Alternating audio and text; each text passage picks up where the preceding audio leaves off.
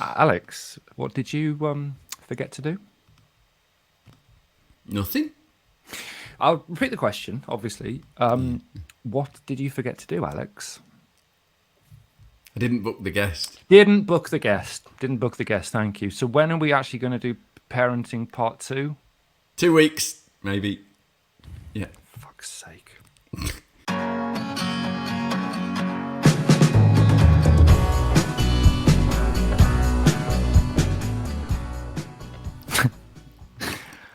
Fuck's sake, Alex. Hi there, and welcome to episode 45 of the ADHD Adults podcast. I'm James Brown.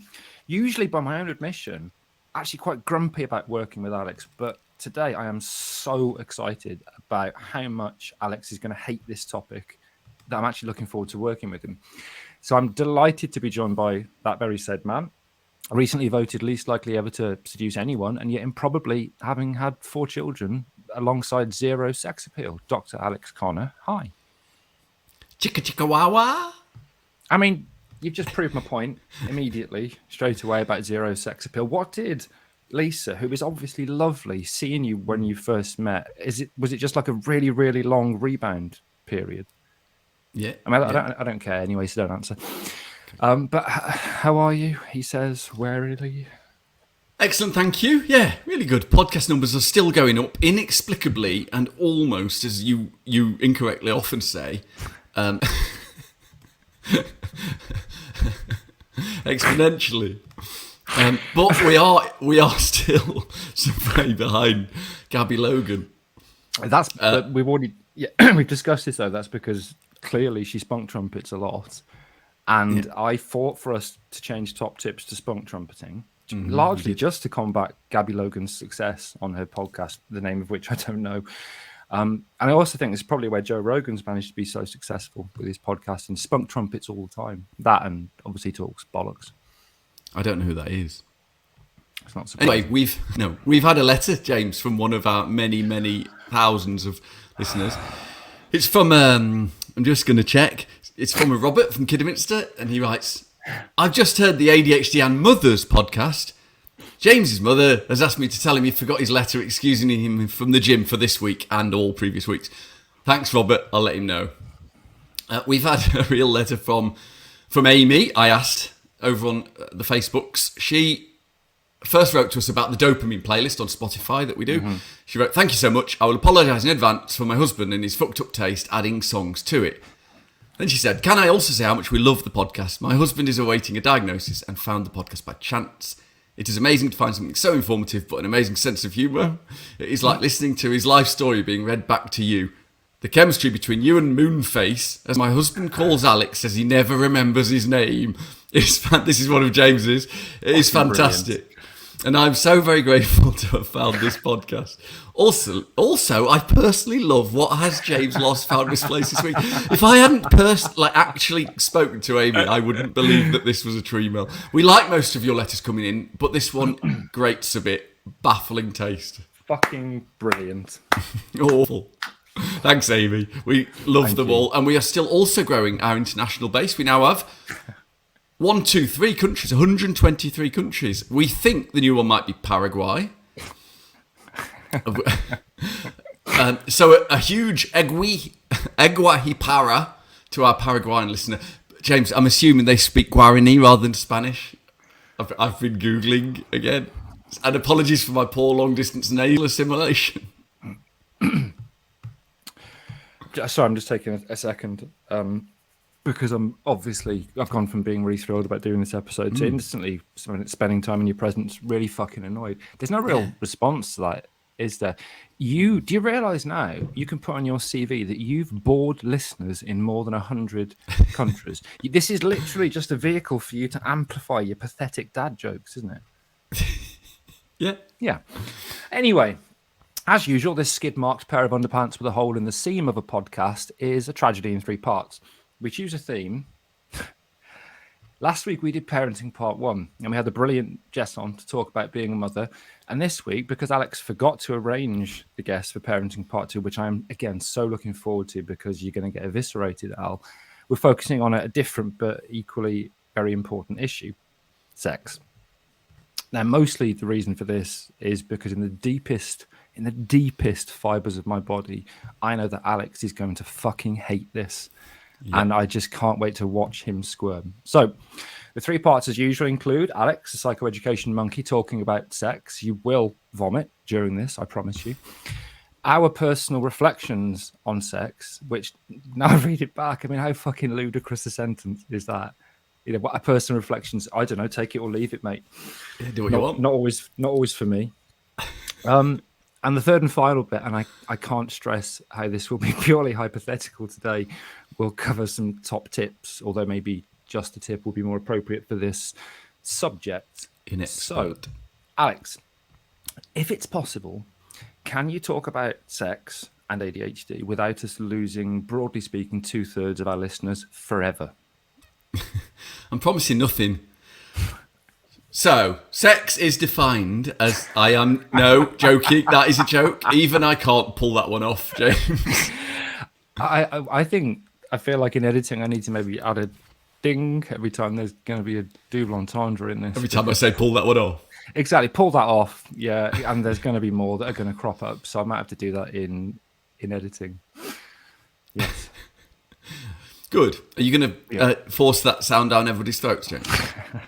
I'm going to pause so you can add the sound effect. I think we're already up to probably 2 or 3 dings so far. So well done. Good start. Oh, you've counted those, have you? I can tell you're not counting, James. You've still got your shoes and socks on. Right. Sex. Sexy times. Getting jiggy with it. Getting it on. I've lost track. What am I doing? Why are we talking about sex? We have covered ADHD and relationships a bit back in episode 11-2, I don't know. And back then we discussed issues with intimacy when one or both partners has ADHD. Today we are awkwardly drilling down into that subject, but focusing specifically on the impact ADHD can have on sexual intercourse. By adulthood, individuals with ADHD can experience difficulties engaging, coping, and being satisfied in romantic relationships. In addition to this poor romantic relationship functioning, ADHD, in a study that was of people diagnosed during childhood, those people as adults, their ADHD means it's associated with later risky sexual behaviour. Giggling away. Well, it's just the idea of children becoming people who are adults when they're older just made me laugh. And what else they're going to become? So risky sexual behaviour, I would imagine for you is what? Socks off, Al? Actually just vomited a little bit even at the thought of that. Apologies. This is definitely going to be harder than I thought. Ding. Ding. Just seriously though, this fascinates me. What's considered risky? I mean, sex on the bonnet of my brother's car while I'm snorting coke off a laminated photo of the Queen. What's risky sexual behaviour? How is your dad thinking of that? Okay, actually, this is a good time before we get started for a couple of disclaimers for today's show. The first is that we forgot to get a guest for today, so this bullshit is brought to you by 2 white men. Hello. That's the intersectional equivalent of choosing your prime minister based on whether they went to Eton. Also, a lot of the research we're going to talk about is on heterosexuality, but we think for most groups it will be broadly similar. Yeah, I mean, it's also important to say that we never really apologise for what we ludicrously call banter on this podcast, for our bants. But in this case, it's likely that I am going to rip shit out of you about sex, belittling you, demeaning you, making gags. Yeah. You'll probably attempt to do the same to me, in a very ham-fisted, kind of haphazard way. Yeah. But what may happen during this podcast is we might make a joke about an element of sexual dysfunction, which in reality is not funny in real life. And so it's just to kind of put a big klaxon, Alex, there. Yeah, klaxon. That if we're making jokes about each other, it's not real. This is in a way, I wouldn't say an act, because I'll obviously look at Alex's round head. It's perfectly spherical. Not everything that I say isn't based in reality. But actual sexual dysfunction in real life isn't funny. And clearly no one is ridiculous or should be ridiculed for having issues around sex, even if it's me. We've never done that before, have we? No. People know, I think. Anywho, risky sexual behaviour, or RSB, which is worryingly close to RSD for rejection sensitive dysphoria, which coincidentally James gets before, during, and after sex. Anyway, again, RSB, Risky sexual behaviour commonly refers to unprotected sex, multiple sexual partners, hazardous sexual activity, such as sex while intoxicated. Sorry, hazardous. It's not a fucking obstacle course unless it's done properly. No. Now, most of the research in this area has focused on adolescents, as risky sexual behaviour is a public health problem during adolescence for obvious reasons. STIs, unwanted pregnancies, etc., etc. Collectively, the researchers reported that, and I can't convey how much I love the wording of this bit, the research has shown that ADHD is associated with early sexual debut. That's losing your virginity early. Early sexual debut. Also, multiple sexual partners and more partner pregnancies. If there isn't currently a band out there with the name Sexual Debut, then the music industry's dead, Al, in my opinion. I can't believe you let me say debut and not have a go at it. I did hear you say debut. Debut. And obviously, listen, it's a balancing act. I'm trying to temper my pure hatred. Delight at the fact that I am having to watch you awkwardly discuss stuff that you really aren't comfortable with. No. With that burning, passionate loathing of everything you are as a person, in every sense of the possible word. So I will miss some things today because I'm a bit distracted by how much I'm enjoying having to watch you say some words, Alex. I'm ignoring you. So alongside risky sexual behaviour, which can persist into adulthood, leading to increased risk of extramarital congress. I looked that up, James. It isn't a band name either. Although I went to see Extramarital Congress at Glastonbury in 2007. There were loads of other issues around sex and ADHD which probably warrant a mention. Fear of physical intimacy is increased in those with more symptoms of ADHD. And those with more symptoms also have lower expectations for intimacy in their relationships. Chicken, meat, egg, and both chicken and egg meat, RSD. People with ADHD and various... That's my Google thing going off. I was about to say, I can't let that go. I think Alexa... Chef just said her name. No, it's all right. She didn't go off. I think she went off recently. I've just added an agenda to my... Wow. Sorry, Alex, carry on. This is so fucking professional. Very professional. Isn't it? Very professional. Yeah, it's awful. Right, people with ADHD, in various studies report, and please understand that I will avoid after this list saying... And that's just a Tuesday for James. That's what I want to say, but I'm not going to. In fact, if you're listening, can you say it in your head for me after I've said this list? So they report high sexual desire, masturbating more frequently, having less sexual satisfaction, and having more sexual dysfunction than the general population. I think I coped with that very well because you did. Obviously it's an open goal for both of us in many ways, and I do regret asking this even as I say it because it's just like an open fucking goal for you to make a gag at my expense. But kind of what is sexual dysfunction? Yeah, so according to our old friend, the DSM-5, that's the same diagnostic manual often used to define ADHD, sexual dysfunction is characterised by an incapacity to respond sexually or experience sexual pleasure despite adequate stimulation. I was very, very intently actually watching you then just to see if, and it crept out at the end, that awkwardness for you having to talk about these words, Alex, about sexual dysfunction and masturbation and erections. And you did well until the end, and then masturbation's plural. You did well till the end, and then it came out, and you know what? It was glorious.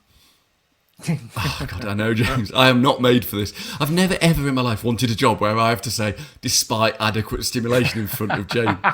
Anywho, so this obviously isn't just an ADHD thing. Up to 40% of women and 30% of men in the general population report suffering from some form of sexual dysfunction. Sexual dysfunctions can include premature ejaculation, delayed ejaculation, erectile disorder, female orgasmic disorder, female sexual interest arousal disorder, male hypoactive sexual desire disorder, and many others. As for the why, there isn't a lot of research that focuses on why this happens, but most research, yet again, points to mo symptoms, mo problems. Are you allowing that, James? Me to say that? You know what? Just for today, Al, because I'm so happy to see you awkward and uncomfortable. Yeah, I'm going to let that slide. Okay, right then. So if you stop for a second and think about the core and associated symptoms of ADHD, I mean, stop now, don't not stop during sex, and think about the core and associated symptoms of ADHD. That's attention issues, impulsiveness, mind wandering, RSD, emotional dysregulation, blah, blah. It's no blooming wonder that for some people with ADHD, sex is a figurative minefield, James. We know that we get distracted, that isn't a secret. And so getting distracted, distractibility, has a negative impact on the sexual response. It's reasonable to assume that inattention could increase the risk of sexual dysfunctions because of distraction, but it's distractibility, or lack of focus while actually having sex. Interestingly, ADHD is also associated with hypersexuality, although a recent study found that actually hypersexuality was not more prevalent in ADHD than it was in the general population, but that people with hypersexuality were more likely to have ADHD. I have to think about that. That's, well, ironically, James, that's a bit of a head fuck. We also know that ADHD subjects can hyperfocus when engaged in activities that they find rewarding, or which provides that instant gratification. So that hypersexuality might fit in with that. It's also how come James has already completed Pornhub. I got that badge during lockdown. Okay, thank you for that, Alex. To be honest, you look a little bit red-faced. Yeah, I didn't like that. Maybe not as red-faced as I wanted, but it was enjoyable. We'll give you all now a chance to clean the vomit from your collective listening devices before we come back with some personal reflections, which will almost certainly make you vomit twice as hard in part 2. Bing.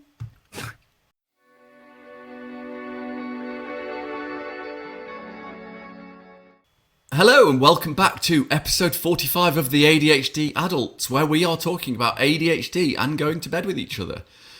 This is part... We weren't talking about that in the fucking break. This is part 2 of ADHD and Sex, where we do personal reflections of the theme. James, I'm going to invite you to go first on this one, please. What a surprise, Al. Okay, thank you for that invitation. Obviously, listen, apologies in advance to Mrs. ADHD for everything I'm about to say, and her family. Hi, Dave, that might be listening to this. And let's be honest, I'm going to apologize to anybody who's still listening to this, because this can't be comfortable listening to this, talk about sex. Luckily, I have no shame at all, and a secure enough relationship that I don't have to pretend I'm studly good fuck. I'm happy to massively share the issues that I have and have had. Studly good fuck? Studly good fuck, yeah. That's a good idea. But I think obviously I kind of alluded to this. I've spoken to Mrs. ADHD about this, and when we first talked about this episode, I said to her, "It'd be good for you if we got you on to have a woman's perspective," and then obviously fucking forgot.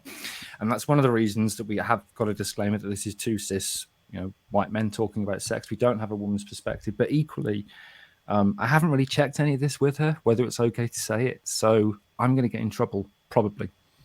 But personal reflections on sex. So I had a chat with somebody recently who contacted us about this, asking for us to cover it. And obviously, they should remain anonymous.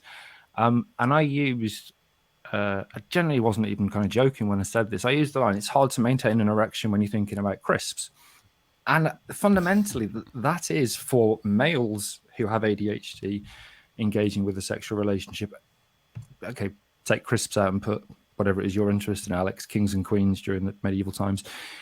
That lack of focus when you're meant to be focusing 100% on the person that you love and their needs, which obviously you've never done, losing that focus, and whether you are male or female, you're just losing the arousal, for example, it's a massive issue. And it's definitely happened for me in the past. And again, I'm speaking for all the males out there. Second, you start to question your erection, it just deserts you. It goes away. And that is clearly a big issue for men. I'm going to tell you this story. So when I first started working with you, Alex, I'd gone from bottom 10 university in the country to top 10 university. So Massive imposter syndrome, massive, huge. I thought someone's going to find me out. It's going to be a matter of days before someone taps me on the shoulder and says, "You're shit. Why are you here?"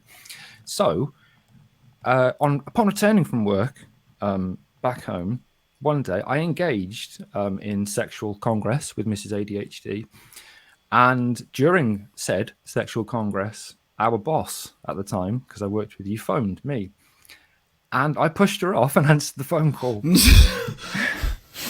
Oh, you answered I've just shivered saying that. Yeah. Oh, I'm not. It wasn't even a. I've got to take this. I pushed her off, reverse cowgirl, if you're wondering, and Cool. answered the phone call.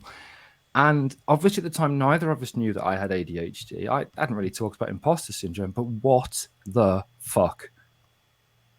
I mean, that I'm not even joking when I say that took probably years to get over for Samantha's RSD, that I thought a phone call from my boss was more important than our sex life. Looking back on all of this, so much of this makes sense, but I have had massive issues with intimacy throughout, not just my relationship with Mrs. ADHD, but the past, without going into gory details that will literally cause an explosion of vomit in 123 countries, especially if the focus of activities is me. Struggle with that massively, hugely, don't like it. It's awful. And recently I've managed to kind of overcome this to some extent. And my RSD, as opposed to RSB, so my rejection sensitivity, was so powerful that I was, and I'm just opening the goalposts for you here, Alex, but I was intentionally celibate for 10 years because I thought, you know what, if I take myself out of the sexual arena, I can't be rejected. And I did a kind of Morrissey thing where it was like, no, you know what, I'm not interested in sex. I am completely celibate. I'm not going to engage in it because then I didn't add the last, but then I can't be rejected. Nobody can kind of knock me back. And the pain that comes with that. It's 10 years of not engaging in sexual congress, Alex. I'm only 24. It's most of my life. Yeah. I do want to tease that, but most of my brain's going, should I have added a ding when you said you're opening the goalpost for me? I definitely should. I just had a drink and nearly fucking choked. Brilliant. That's much better than teasing you for celibacy. Okay, it is. Okay. Anyway, I've got more, Al. I've got more. Go on. Excellent. Loss of libido in the past due to medication that I've been on. As everyone knows, I don't just have ADHD. I've got all the coexisting conditions, all of them, Alex, at the same time, fighting for attention and for medical treatment. And for a while, I was taking painkillers, which I didn't realize would affect my libido. And what's interesting about this, and this is also related to ADHD and sex, is time blindness or time agnosia, that thing we covered eons ago in the podcast, means that sometimes I don't know how long it is since I've had sex. And I'm not saying that in a kind of it's a forgettable way, but I genuinely don't know. I don't know if it's been days, weeks, or months sometimes because I have no concept of how much time has passed. Now, when you've got a reduced libido, which I have had, for portions of my relationship with Mrs. ADHD, sorry, Sam, that means that there are times when she'll feel completely rejected because I'm not making any sexual advances, with a good band name, towards her because no libido, no idea when the last time we had sex. It's not on my radar, not a thing. Just think for a second about the glorious rejection sensitivity that's going to drive in a partner when they're just showing zero interest in you and are not aware of that because they think, well, no, we do have sex. And then when you actually sit down and look at it, you think, well, maybe that was 6 months ago. I'm not sure. And then related to that rejection sensitivity, and this really compounds that the effect of having a low libido with ADHD is initiating sex when you've got RSD is a fucking shit show of the highest order. Almost impossible sometimes. It's exactly. I mean, what do you do? Do you? You can't equally. Hi.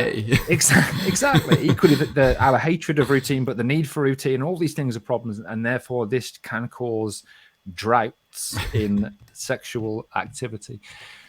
Again, I'm going to sandwich this by just saying sorry, Mrs. ADHD, or her family, or anybody listening, for me going into that level of detail.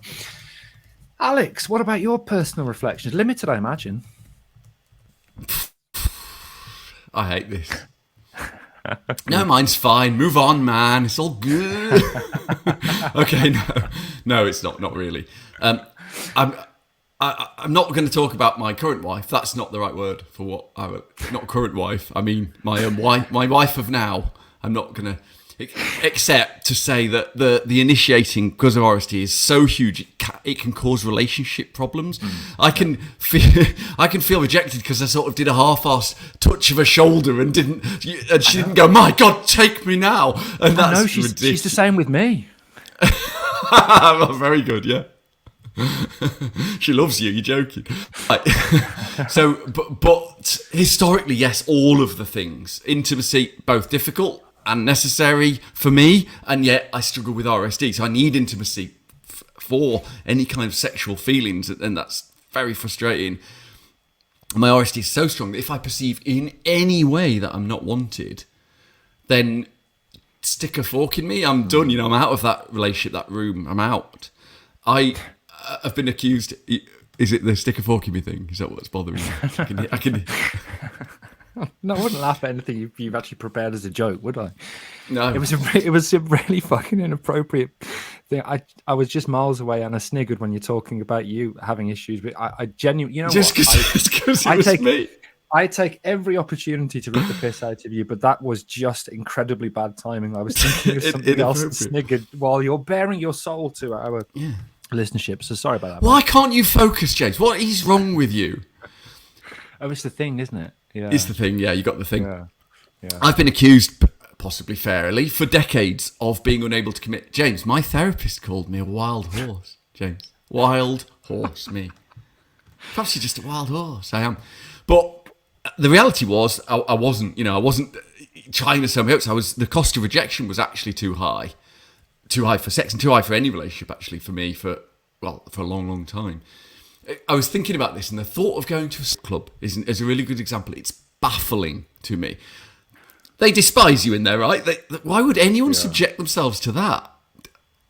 Well, because you get to see boobs and willies and whatnot. I get that, but to the idea that you'd be in that unequal thing where you weren't desired is horrible. That's it. It's all I can do. It's killed me.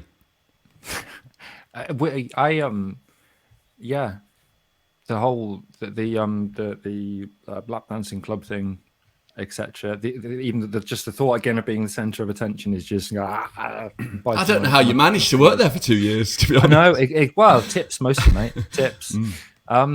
Okay, so thank you for sharing that. I've forgotten what you said. Luckily, I think my brain's just washed the thought of you ever being a sexual being out of reality because I can't remember anything that you just said. So thank fuck for that. Right, we've got time for a weekly game of luckily unrelated. What has James lost, forgotten, or mislaid this week? Now, I'm going to do you a favour, Alex, because I've had a couple of people now that have tried to quantify just how shit you are at this game.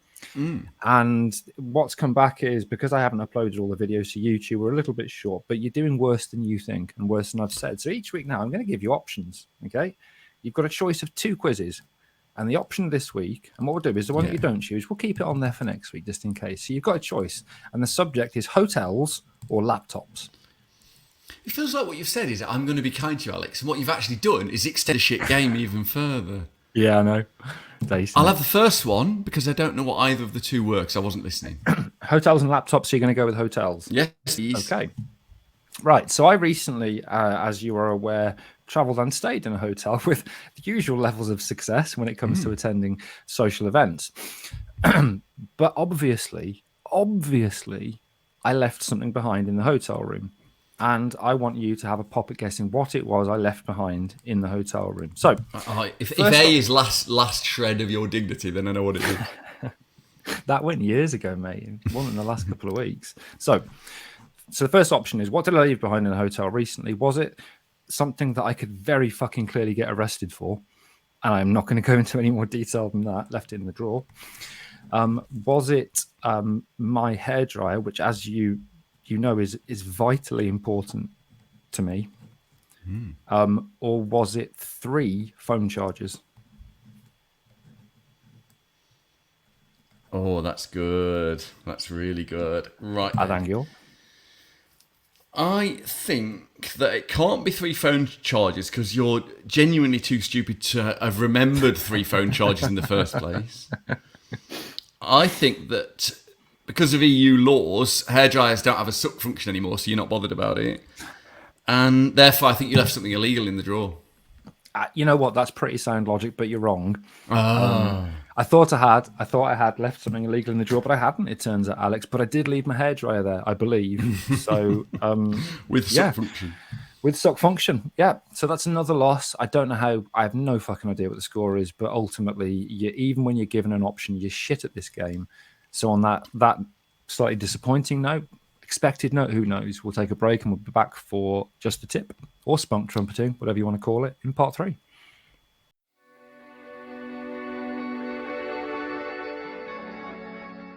Welcome back to the third and final part of episode 45 of the ADHD Adults, where we share.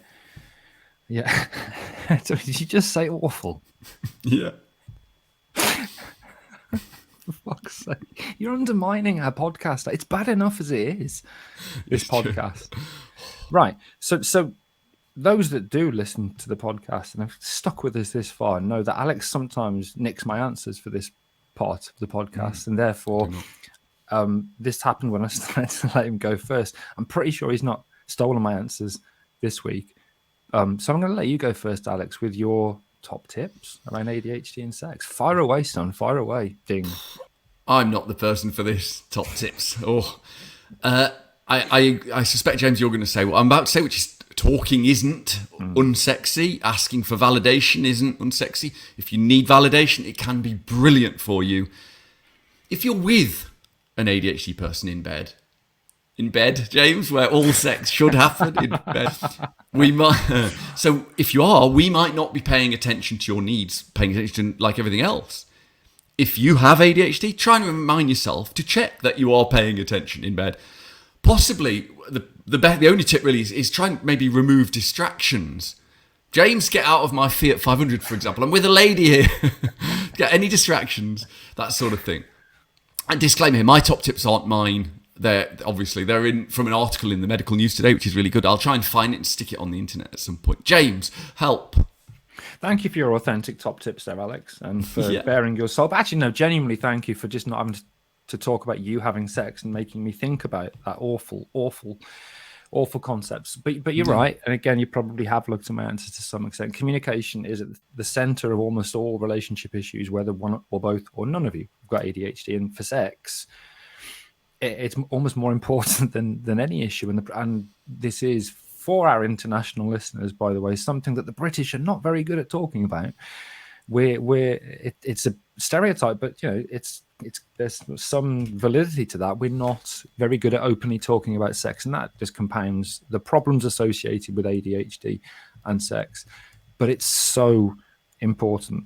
So if you are a partner of somebody with ADHD, and this is something that affects you, you should hopefully have a relationship where the communication is strong enough that you can discuss this in a safe way. Sometimes it might be that you have to agree on a framework to talk about all things relationship-wise.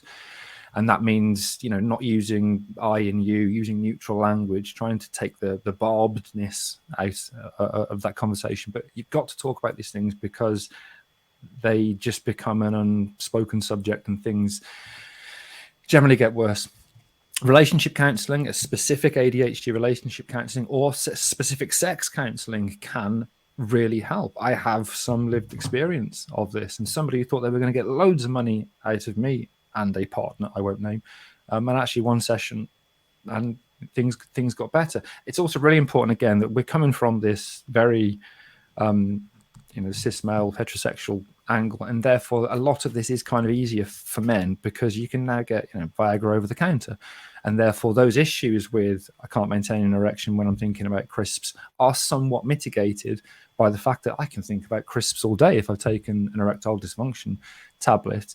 And it's clearly not as easy for women to deal with some of the sexual dysfunction that they may be encountering because, again, we have a society that is patriarchal, and drug companies back in the 90s serendipitously discovered that a medication designed for heart disease could cause massive prolonged erections.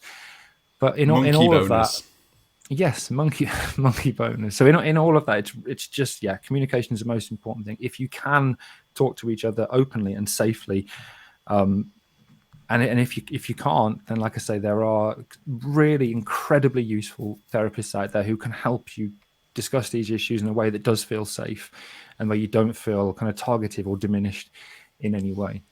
I think that's really like fundamental. There's a lot of that feeling safe and all that is powerful in yourself. And there's a really famous quote, completely anonymous, no one knows who said it, but they said that everything in life is about sex, except sex, which is about power. And I often think of that when you're feeling powerless or you're feeling weak or RSD, that actually that's what you need to work on, not the sex itself. Being powerful. Yeah, emotionally safe. Oh, no, I thought you meant physically. I mean, Mrs. ADHD's now got bigger biceps than me, so I just assumed you're saying I've got to, overpower her or something? I don't know. I don't think you could. No, I couldn't, mate. I mean, literally, have you seen her biceps? They are freakish. Now she's doing her pole fitness. They're freakishly large, and she does scare me, frankly. Terrifying. We haven't got a product recommendation of the week as such, but what I would say is don't get high and buy sex-related things off the internet. Don't. So it's like anti-product recommendation. Yeah, it's anti-product recommendation of the week. It's basically screen capture it and don't impulsively buy sex-related things when you're high off the internet, because you'll never use them and they're difficult to sell. It's true, and the chili really hurts your eyes. It really does. So that was episode 45 of the ADHD Adults podcast, where we discussed, really awkwardly in Alex's case, ADHD and sex. If by a miracle you're still listening at this point, then why not support the charity on the link provided? Because otherwise we're going to have to sell some of the naked photos of Alex that we've got on what is probably the world's most niche website to raise money. If you want to get in touch, obviously you can contact us on the socials at ADHD Adult UK. Until next time, see you later. Bye all. Trigger warning klaxon. Klaxon, klaxon, klaxon, klaxon, big klaxon. Trigger warning klaxon. Klaxon, klaxon, klaxon, klaxon.